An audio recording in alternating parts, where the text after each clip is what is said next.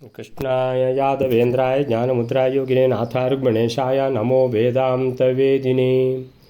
ओं रामाय रामभद्राय रामचन्द्राय वेदसे रघुनाथाय नाथाय सीताय पते नमः। मनोजवं मारुततुल्यवेगं जितेन्द्रियं बुद्धिमतां वरिष्ठं वातात्मजं वानरयोत्तममुख्यं श्रीरामदूतं शरणं प्रपद्ये। ओं नारायणं नमस्कृत्य नरं चैव नरोत्तमं देवीं सरस्वतीं व्यासं ततो जयमुदीरयेत्। व्यासाय भवनाशाय श्रीशाय गुणराशे हृद्याय शुद्धविद्याय मध्वाय च नमो नमः। ओं तपस्वाध्याय शुश्रूषा कृष्णपूजारतं मुनिं विश्वेशमिष्टदं वन्दे परिव्राट् चक्रवर्तिनं श्रीगुरुभ्यो नमः। ಹರಿ ಓಂ. ಇವಾಗ ದ್ರೋಣಾಚಾರ್ಯರಿಗೆ ಒಂದು ದನ ಬೇಕು. ಭಗವಂತನತ್ರ ಬೇಡಿದರೆ ಅದು ತನ್ನ ಅಪರಿಗ್ರಹದ ಏನು ತನ್ನ ನಿಯಮ ಇದೆ, ಪರಿಗ್ರಹ ಮಾಡಬಾರ್ದು, ದಾನ ತಗೊಳ್ಬಾರ್ದು ಅನ್ನುವಂಥದ್ದು, ಅದು ಏನು ಅದಕ್ಕೇನು ಬಾಧೆ ಆಗೋದಿಲ್ಲ. ನಾನು ಭಗವಂತನ ಹತ್ರ ಬೇಡಿದ್ದು, ಬೇರೆ ಯಾರ ಹತ್ರ ಅಲ್ಲ ಅಂಥೇಳಿ. ಭಗವಂತ ಏನು ಯೋಚನೆ ಮಾಡ್ತಾರೆ, ಈ ದ್ರೋಣಾಚಾರ್ಯರು ಇವ್ರ ಮಗ ಅಶ್ವತ್ಥಾಮಾಚಾರ್ಯ, ಹಾಗಾದರೆ ಇನ್ನು ಮುಂದೆ ನಡಿಲಿಕ್ಕಿರುವಂತಹ ಈ ಭೂಭಾರಹರಣ ಕಾರ್ಯಕ್ರಮ, ಅದರಲ್ಲಿ ಅಂದರೆ ಮಹಾಭಾರತ ಯುದ್ಧ ಆಗ್ತದೆ. ಆ ಯುದ್ಧದಲ್ಲಿ ಈ ದ್ರೋಣಾಚಾರ್ಯರು ಮತ್ತು ಇವರು ಈ ಅಶ್ವತ್ಥಾಮಾಚಾರ್ಯರು ಈ ದೇವತೆಗಳು ಯಾರೆಲ್ಲ ಬಂದಿದ್ದಾರೋ ಈ ಭಗವಂತನ ಸೇವೆಗೋಸ್ಕರ ಭೂಭಾರಹರಣ ಕಾರ್ಯದಲ್ಲಿ ಸಹಾಯ ಮಾಡಲಿಕ್ಕೆ ಅವ್ರದ್ದೆಲ್ಲ ಸಂಹಾರ ಇವರ ಮೂಲಕ ಮಾಡಿಸಬೇಕು. ಅಯ್ಯೋ, ಇವರಿಗೆ ಬೇಕಾದದ್ದು ದನ. ಭಗವಂತ ಯೋಚನೆ ಮಾಡುವಂಥದ್ದು ಮುಂದೆ ಇರುವಂತಹ ಮಹಾಭಾರತ. ಅಂದರೆ ಇದೇನಿದು ಅಂತೇಳಿದರೆ ಇವರಿಗೆ ದನ ಒಂದು ಕೊಟ್ಟು ಕಳಿಸೋದು ಬಿಟ್ಟು ಪರಶುರಾಮ ದೇವರು ಇಷ್ಟೆಲ್ಲ ಯೋಚನೆ ಮಾಡಿಕೊಂಡು ಕೂತರೆ ಈಗ ನಾವು ಏನು ಅಂತ ಇದಕ್ಕೆ ಅಂಥೇಳಿದರೆ ಮುಂದೆ ಏನಾಗ್ತದೆ ಅಂತ ನೋಡುವ. ಪರಶುರಾಮ ದೇವರು ದನ ಕೊಟ್ಟರೋ ಕೊಡಲಿಲ್ವೋ ಅದೀಗ ಬರ್ತದೆ ಇವತ್ತೀಗ. ಸೊ 14ನೇ ಶ್ಲೋಕ. ನ ದೇವಾನಾಂ ಆಶತಂ ಪೂರುಷಾಹಿ ಸಂತಾನಜಾಃ ಪ್ರಾಯಶಃ ಪಾಪಯೋಗ್ಯಾಃ ನ ಕಾರಣಾತ್ ನ ಅಕಾರಣಾತ್ ಸಂತತೇಃ ಅಪಿ ಅಭಾವೋ ಸಂತತೇರಪ್ಯಭಾವೋ ಯೋಗ್ಯಸುರಾಣಾಂ ಸತ್ ಅಮೋಘರೇತಸಾಂ ಸದಮೋಘರೇತಸಾಂ. ದೇವತೆಗಳ ವಂಶದಲ್ಲಿ ಹುಟ್ಟಿದ ಪುರುಷರು 100 ಸಂತಾನ ಪರ್ಯಂತವಾಗಿ ಪ್ರಾಯಶಃ ಪಾಪಯೋಗ್ಯರಾಗುವುದಿಲ್ಲ.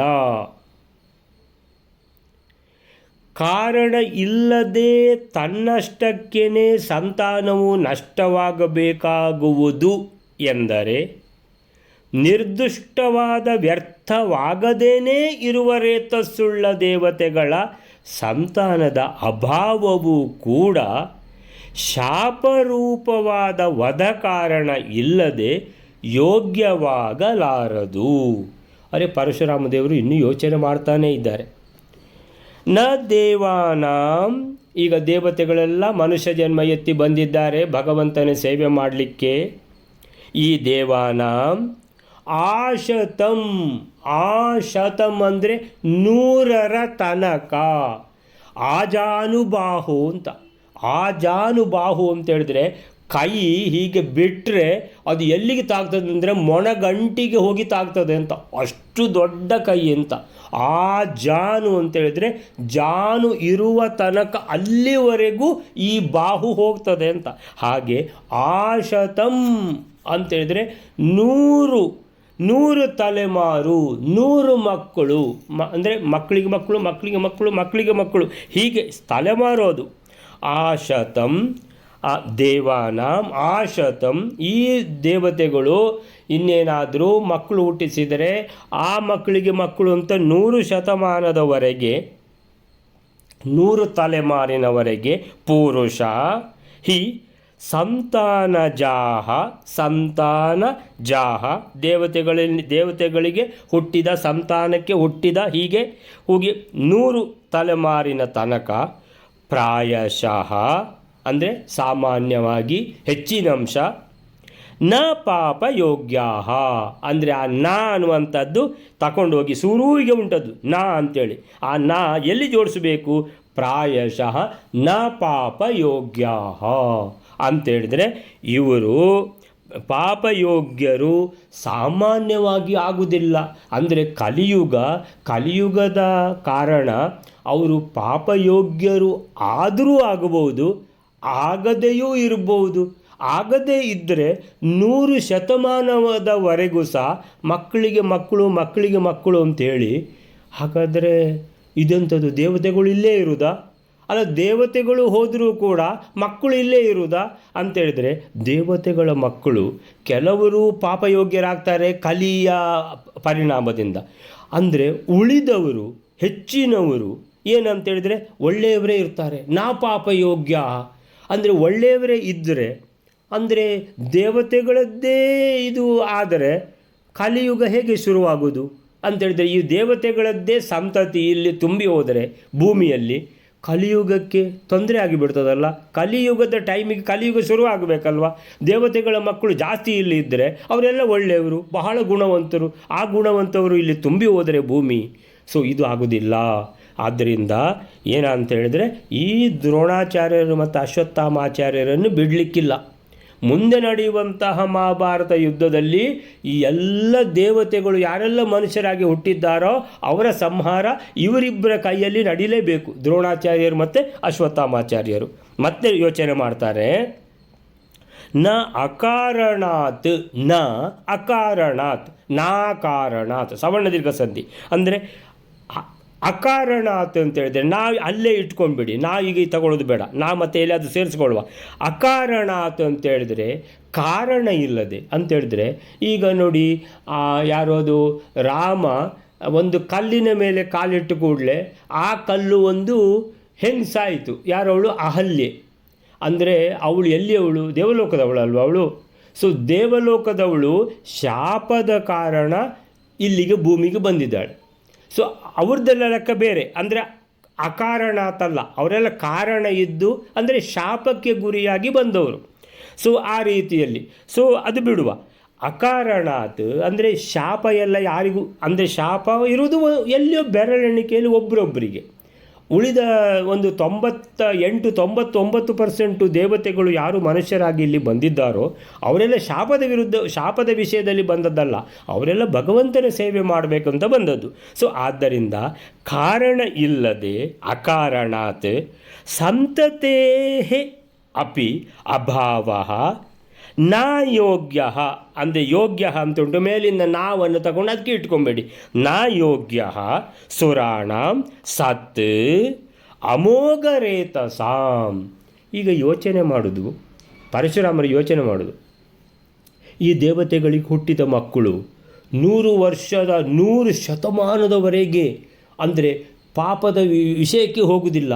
ಒಂದು ವೇಳೆ ಪಾಪದ ಒಂದು ಇಫೆಕ್ಟಿಂದ, ಕಲಿಯುಗದ ಇಫೆಕ್ಟಿಂದ ಪಾಪ ಶುರುವಿಗೆ ಹುಟ್ಟಿದ ಸಂತತಿ ಪಾಪ ಸಂತತಿ ಅಂತಾದರೆ ಅದು ಪಾಪ ಸಂತತಿಯಾಗೇ ಮುಂದುವರಿಯುತ್ತದೆ 100 ಜನ್ಮ.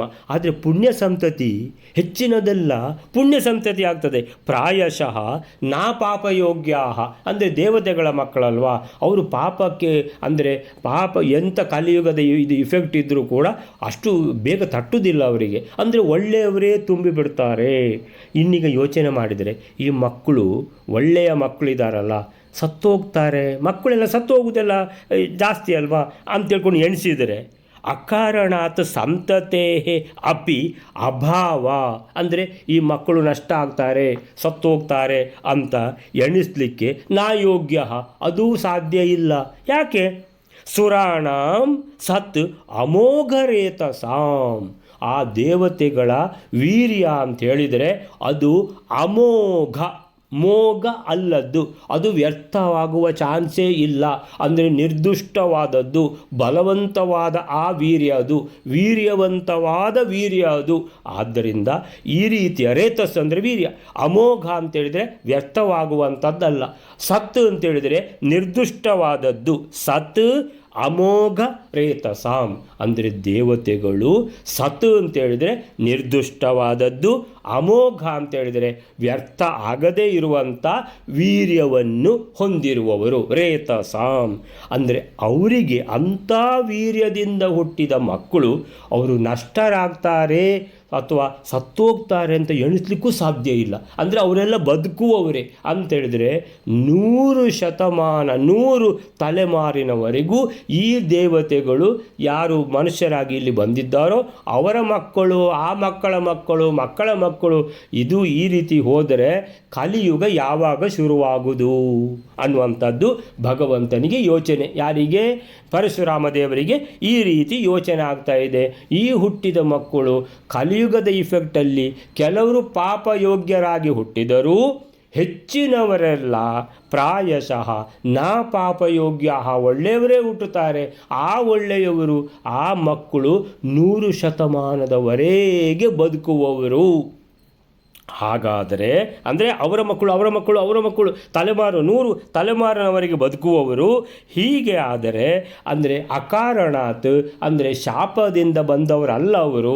ಅಂದರೆ ಶಾಪದಿಂದ ಬಂದವರಾದರೆ ಶಾಪಕ್ಕೆ ಅನುಗುಣವಾಗಿ ಅವರು ಇರ್ತಾರೆ, ಹೋಗ್ತಾರೆ, ಅವರನ್ನು ಬಿಟ್ಟು ಬಿಡುವ. ಇದು ಅಕಾರಣಾತ್ ಅಂತೇಳಿದರೆ ಶಾಪ ಅದು ಇದು ಏನು ಇಲ್ಲದೇ ಇರುವ ಕಾರಣ ಆ ನಿಮಿತ್ತಗಳೇ ಇಲ್ಲ ಇವರಿಗೆ. ಯಾಕಂದರೆ ಅವರು ಭಗವಂತನ ಸೇವೆ ಮಾಡಲಿಕ್ಕೆ ಬಂದದ್ದು.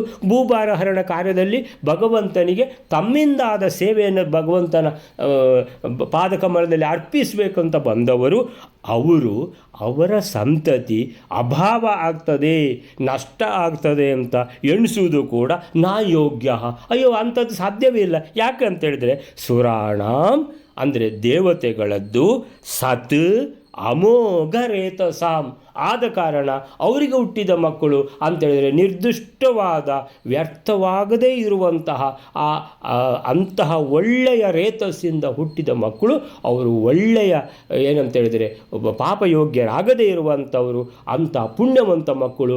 ಹಾಗೆ 100 ತಲೆಮಾರು ಅಂತೇಳಿದರೆ ಹಾಗಾದರೆ ದೇವತೆಗಳೇ ಈ ಭೂಮಿಯಲ್ಲಿ ತುಂಬಿಬಿಟ್ರೆ ಆ ಕಡೆಯಿಂದ ರಾಕ್ಷಸರು ಅವರೆಲ್ಲ ದುಷ್ಟರನ್ನೆಲ್ಲ ಭೂಭಾರ ಹರಣದಲ್ಲಿ ನಾಶ ಮಾಡಿಬಿಟ್ರೆ ಮತ್ತು ಉಳಿದವರು ಯಾರು? ಈ ದೇವತೆಗಳ ಮಕ್ಕಳು 100 ತಲೆಮಾರು ಅಂತೇಳಿದರೆ ಹಾಗಾದರೆ ಕಲಿಯುಗ ಯಾವಾಗ ಶುರುವಾಗೋದು ಅಂತೇಳ್ಕೊಂಡು ಯಾರಿಗೆ ಭಗವಂತನಿಗೆ ಯೋಚನೆ ಆಗಲಿಕ್ಕೆ ಶುರುವಾಯಿತು.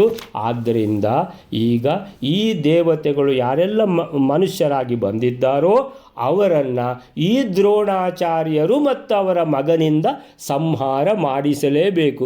ಅಯ್ಯೋ ಅವರು ಬಂದದ್ದು ದನ ಬೇಕು ಅಂತ ಭಗವಂತ ಯೋಚನೆ ಮಾಡೋದೇ ಬೇರೆ. ಅಂದರೆ ಭಗವಂತ ಅಷ್ಟು ದೂರದವರೆಗೆ ಯೋಚನೆ ಮಾಡಿಬಿಟ್ರು.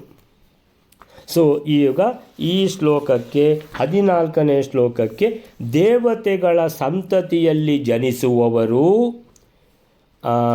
ದೇವತೆಗಳ ಸಂತತಿಯಲ್ಲಿ ಅಂತೇಳಿದರೆ ಸಂತಾನಜಾಹ, ದೇವಾನಾಂ ಸಂತಾನಜಾಹ ಅಂದರೆ ದೇವಾನಾಂ ಸುರುವಿನ ಇದರಲ್ಲಿ ಲೈನ್ನಲ್ಲಿ ದೇವಾನಾಂ ದೇವತೆಗಳ ಸಂತತಿಯಲ್ಲಿ ಸಂತಾನಜಾಹ.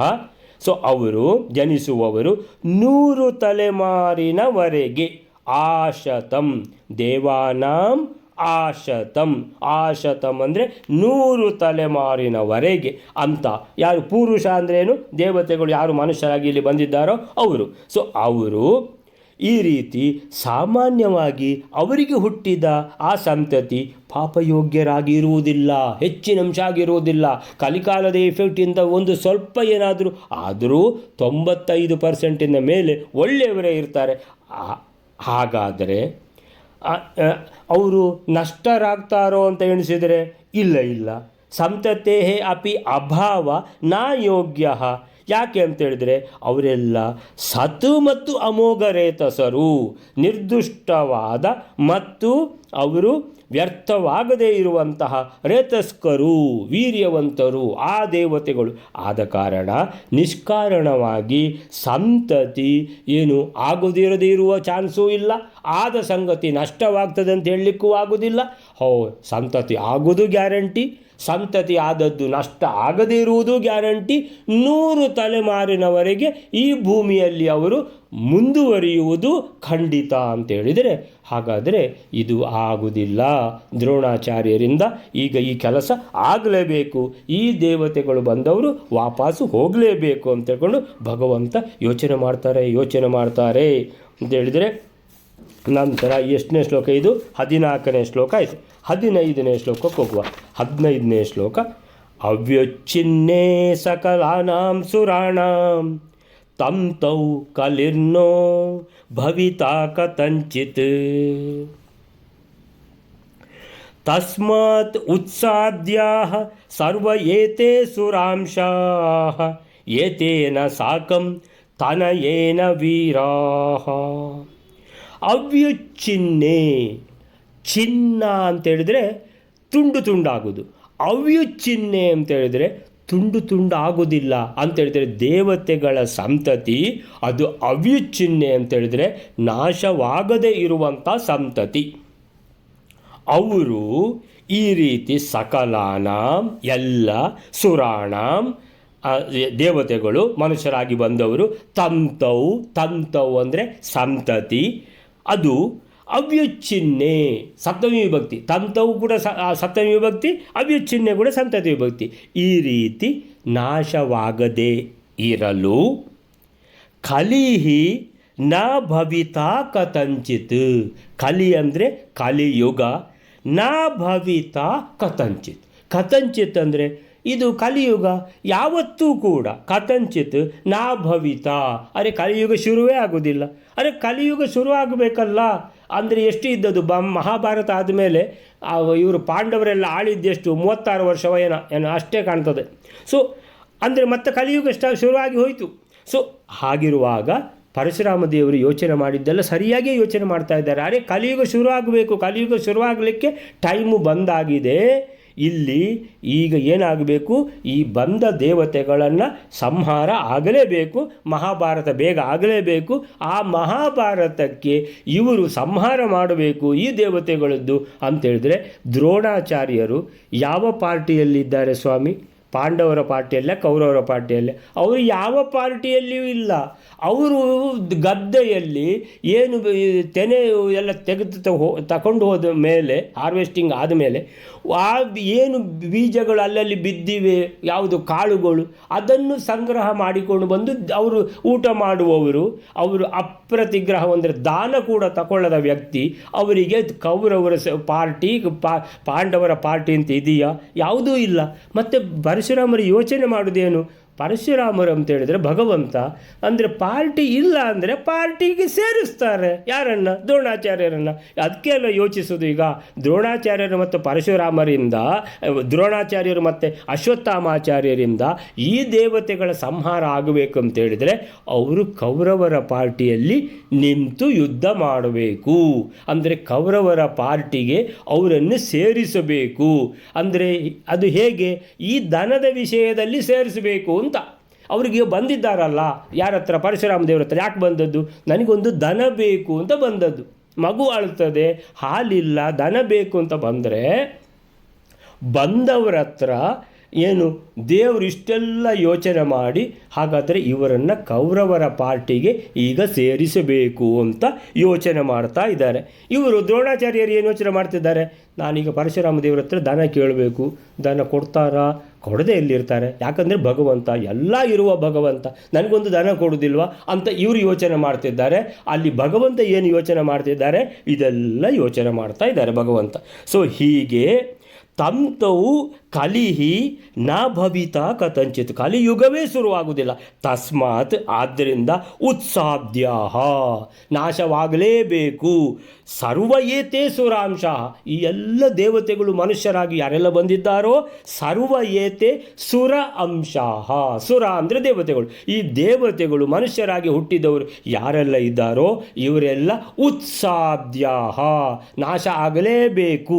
ಕರ್ತವ್ಯ ಅಂದರೆ ಮಾಡಲೇಬೇಕು, ಅದು ಕರ್ತವ್ಯ. ಅದೇ ರೀತಿ ಉತ್ಸಾದ್ಯಾಹ ಅಂತ ಹೇಳಿದರೆ ಇವರು ನಾಶ ಆಗಲೇಬೇಕು. ಉತ್ಸಾದ್ಯಾಹ, ಉತ್ಸಾದ್ಯ, ಉತ್ಸಾದ್ಯೌ, ಉತ್ಸಾದ್ಯಾಹ ಬಹುವಚನ. ಆದ್ದರಿಂದ ಇವರೆಲ್ಲ ನಾಶ ಆಗಲೇಬೇಕು. ಏತೇನ ಸಾಕಂ. ಏತೇನ ಅಂದರೆ ಈ ದ್ರೋಣಾಚಾರ್ಯ ಯಾರು ನನ್ನ ಎದುರುಗಡೆ ಕೂತಿದ್ದಾರೋ, ನಾನಂದರೆ ಪರಶುರಾಮ ದೇವರು ಯೋಚನೆ ಮಾಡ್ತಾರೆ. ಏತೇನ ಈ ದ್ರೋಣಾಚಾರ್ಯನಿಂದ, ಸಾಕಂ ತನಯೇನ ಒಟ್ಟಿಗೆ ಮಗ, ತಂದೆ ಮತ್ತು ಮಗ ಇಬ್ಬರಿಂದ, ವೀರಾಹ ಅಂತೇಳಿದರೆ, ವೀರಾಹ ಅಂದರೆ ಮೇಲೆ, ಸರ್ವ ಏತೇ ಸುರಾಂಶಾಹ ವೀರಾಹ, ಈ ಎಲ್ಲ ವೀರ ಪುರುಷರು ದೇವತೆಗಳು ಭಗವಂತನ ಸೇವೆ ಮಾಡಲಿಕ್ಕೆ ದೇವಲೋಕದಿಂದ ಮನುಷ್ಯ ಲೋಕದಲ್ಲಿ ಹುಟ್ಟಿ ಬಂದಿದ್ದಾರೆ. ಇವರೆಲ್ಲ ಸರ್ವ ಏತೇ ಸುರಾಂಶಾಹ ವೀರಾಹ. ಈ ದ್ರೋಣಾಚಾರ್ಯ ಮತ್ತು ಮಗನಿಂದ, ಏತೇನ ಸಾಕಂ ತನಯೇನ, ಸಾಕಂ ಅಂದರೆ ಜತೆಗೆ, ತನಯ ಅಂದರೆ ಮಗ.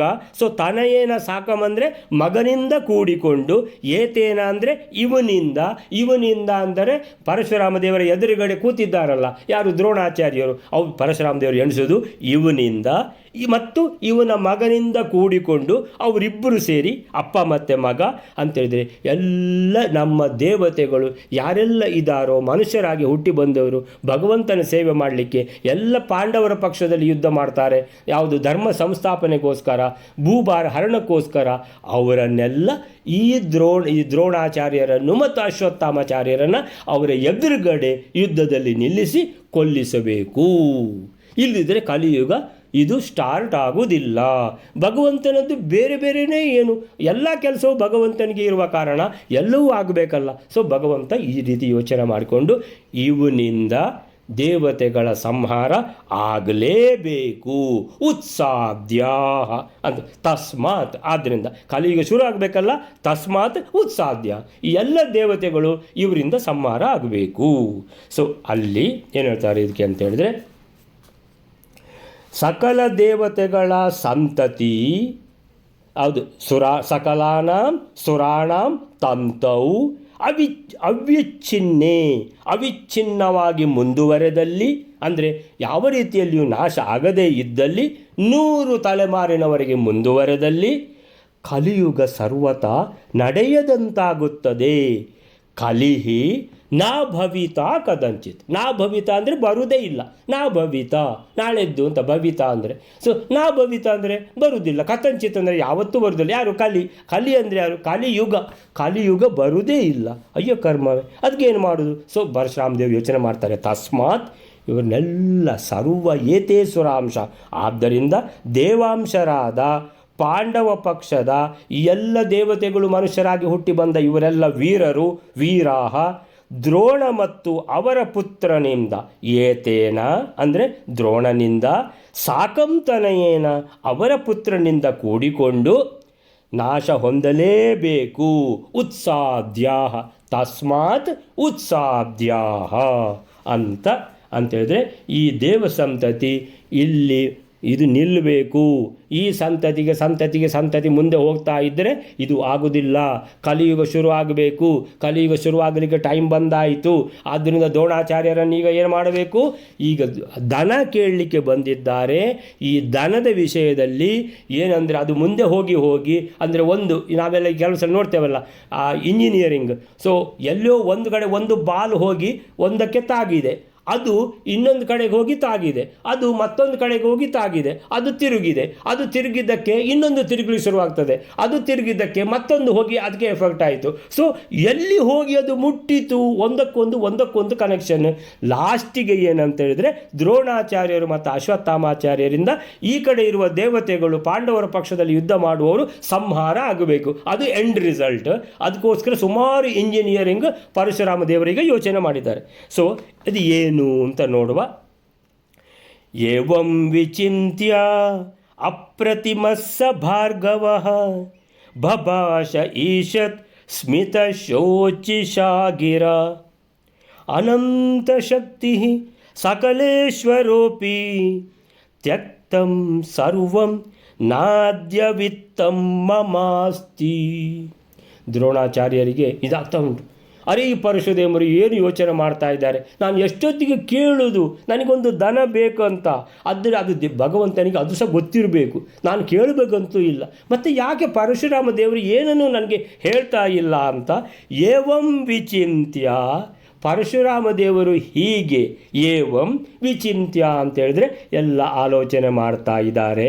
ಮಾಡಿ ವಿಚಿಂತ್ಯ ಅಪ್ರತಿಮಃ ಅಂದರೆ ಅಪ್ರತಿಮ ಅಂದರೆ ಹೋಲಿಕೆ ಇಲ್ಲದ ಭಗವಂತ ಪರಶುರಾಮ ದೇವರು. ಹೋಲಿಕೆ ಇಲ್ಲ ಅಂದರೆ ಭಗವಂತನ ಸಮವೂ ಯಾರಿಲ್ಲ, ಭಗವಂತನಿಂದ ಮೀರಿದವರು ಇನ್ಯಾರಿಲ್ಲ ಅಂತ ಹೇಳಲೇಬೇಕಾದ್ದಿಲ್ಲ. ಅಂಥ ಸರ್ವೋತ್ತಮನಾದ ಭಗವಂತನಿಗೆ ಏನಂದರೆ ಅಪ್ರತಿಮಃ ಸ ಭಾರ್ಗವ. ಯಾರು ಭಾರ್ಗವ ಅಂದರೆ ಪರಶುರಾಮ ದೇವರು. ಬಭಾಷ, ಬಭಾಷ ಅಂದರೆ ಹೇಳಿದರು, ಮಾತಾಡಿದರು ಅಂತ ಆಯಿತು. ಪರಶುರಾಮ ದೇವರು ಮಾತಾಡಿದರು, ಬಭಾಷ ಮಾತಾಡಿದರು.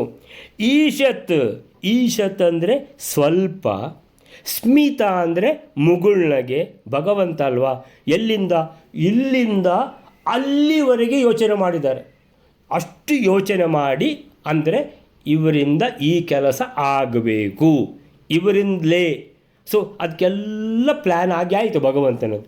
ಅಂದರೆ ಒಂದು ಏನೋ ಒಂದು ಒಂದು ಅಂದರೆ ಚೆಸ್ಸಿನಲ್ಲಿ ಒಂದು ಈ ಮೂಗೆ ಅವರು ಈ ರೀತಿ ಮಾಡ್ತಾರೆ, ಅವರು ಈ ರೀತಿ ಮಾಡಿದ್ರೆ ಇವರು ಈ ರೀತಿ ಮಾಡ್ತಾರೆ, ಇವರು ಈ ರೀತಿ ಮಾಡಿದ್ರೆ ಅವರು ಆ ರೀತಿ ಮಾಡ್ತಾರೆ ಅಂತ ಎಲ್ಲ ಯೋಚನೆ ಮಾಡಿ ಆಯಿತು. ಅಂದರೆ ಇಡೀ ಆಟ ಫುಲ್ಲು ಯೋಚನೆ ಮಾಡಿಬಿಟ್ಟು ಲಾಸ್ಟಿಗೆ ಈ ದ್ರೋಣಾಚಾರ್ಯರು ಮಗನಿಂದ ಕೂಡಿಕೊಂಡು ಈ ಎಲ್ಲ ದೇವತೆಗಳು ಮನುಷ್ಯ ರೂಪದಲ್ಲಿ ಇರುವವರನ್ನು ನಾಶ ಮಾಡ್ತಾರೆ. ಆಟ ಮುಗೀತು. ಎಷ್ಟು ಯೋಚನೆ ಮಾಡಿ ಏವಂ ವಿಚಿಂತ್ಯ ಅಪ್ರತಿಮಃ ಸ ಭಾರ್ಗವ ಬಭಾಷ ಸ್ವಲ್ಪ ಈಶತ್ ಸ್ಮಿತ ಸ್ವಲ್ಪ ಮುಗುಳ್ನಗು. ಆ ಮುಗುಳ್ನಗಿನ ಅರ್ಥ ಏನು? ಆಟ ಎಲ್ಲ ಸರಿಯಾಗಿ ಎಲ್ಲ ವ್ಯವಸ್ಥೆ ಆಯಿತು ಅಂತ ಅರ್ಥ. ಸ್ಮಿತ ಅಂದರೆ ಸ್ವಲ್ಪ ಮುಗುಳ್ನಗು. ಆ ನಗುವಿನಲ್ಲಿ ಅಷ್ಟೆಲ್ಲ ಅರ್ಥ ಉಂಟು. ಸ್ಮಿತ ಶೋಚಿಸ ಅಂತೇಳಿದ್ರೆ ಸ್ವಲ್ಪ ಮುಗುಳ್ನಗುತ್ತಾ. ಗಿರಾಬಭಾಷ, ಗಿರಾಬಭಾಷ, ಗಿರ ಅಂದರೆ ಮಾತು, ಅಂದರೆ ಮಾತನ್ನು ಆಡಿದರು. ಏನು ಆಡಿದರು? ನಿನಗೆ ದನ ಕೊಡ್ತೇನೆ ಅಂತ ತಿಳ್ಕೊಂಡು ಹೇಳ್ತಾರೆ ಅಂತ ನೋಡುವ ಅಂದರೆ ಇವರು ಎಣಿಸ್ತಾರೆ ದ್ರೋಣಾಚಾರ್ಯರು, ಈಗ ಹಾಗಾದರೆ ನನಗೆ ದನದ ವ್ಯವಸ್ಥೆ ಆಯಿತು ಅಂತ. ಸೊ ಈಶತ್ ಸ್ಮಿತಾ ಶೋಚಿಷ ಸ್ವಲ್ಪ ಮಂದಹಾಸದಿಂದ ಕೂಡಿದ. ಗಿರ ಅಂದರೆ ಮಾತನ್ನು, ಬಭಾಷ ಆಡಿದರು. ಯಾರು? ಪರಶುರಾಮ ದೇವರು ಅಂತೇಳಿದರೆ ಮೋಸ್ಟ್ ಇಂಟ್ರೆಸ್ಟಿಂಗ್.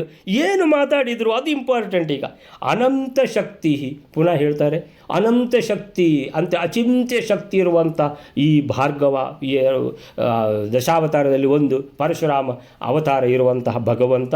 ಅಂದರೆ ಭಗವಂತನ ಶಕ್ತಿ ಎಷ್ಟು, ಭಗವಂತನ ಜ್ಞಾನ ಎಷ್ಟು, ಭಗವಂತನ ಸುಖ ಎಷ್ಟು ಎಲ್ಲ ನೋಡಿದ್ದೇವೆ. ಎಲ್ಲದಲ್ಲಿಯೂ ಪೂರ್ಣ, ಎಲ್ಲೂ ಒಂದು ಚೂರು ಕಡಿಮೆ ಇಲ್ಲ. ಅಂಥ ಅನಂತ ಶಕ್ತಿ ಸಕಲೇಶ್ವರ ಸರ್ವೋತ್ತಮನಾದ ಭಗವಂತ. ಅಪಿ ಅಂತೇಳಿದರೆ ಈಗ ಬಂತು. ಅಂದರೆ ಸರ್ವೋತ್ತಮನಾದ ಭಗವಂತ, ಅನಂತ ಶಕ್ತಿ ಇರುವಂಥ ಭಗವಂತ, ಅಪ್ರತಿಮನಾದ ಭಗವಂತ.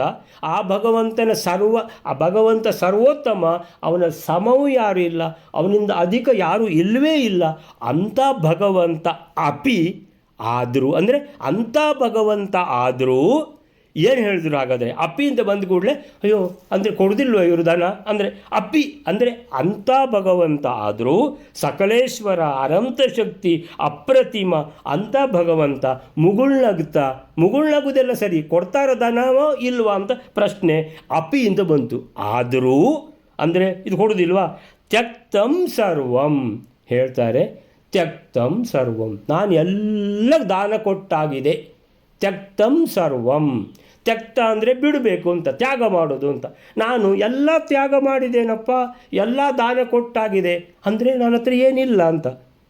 ತ್ಯಕ್ತಂ ಸರ್ವಂ, ನಾನು ಎಲ್ಲವೂ ದಾನ ಕೊಟ್ಟಾಗಿದೆ. ನ